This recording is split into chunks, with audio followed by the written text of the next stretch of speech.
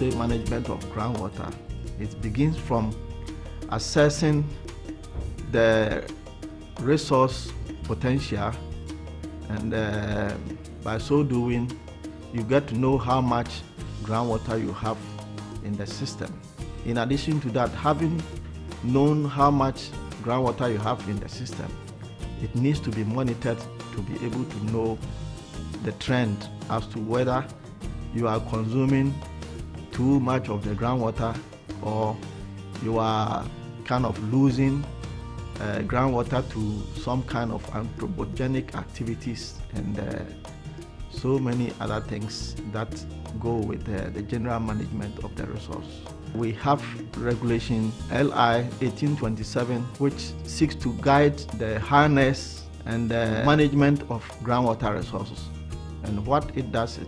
it kind of makes it obligatory for every drilling company or a drilling contractor to obtain a license before it can operate in the country. Our division seeks to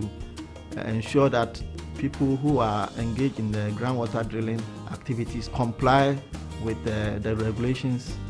and in this case the mining companies, individuals, corporate bodies, NGOs, research institutions, everybody whose activity comes into contact with groundwater has to comply with. My advice to the general public and everybody who feels that water is a very important resource that needs to be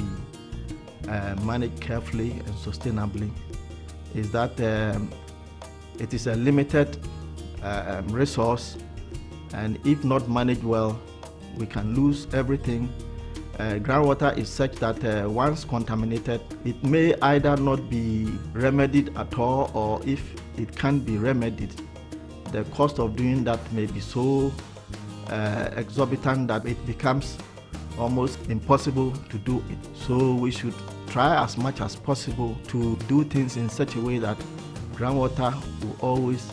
remain preserved in terms of quantity and quality. Groundwater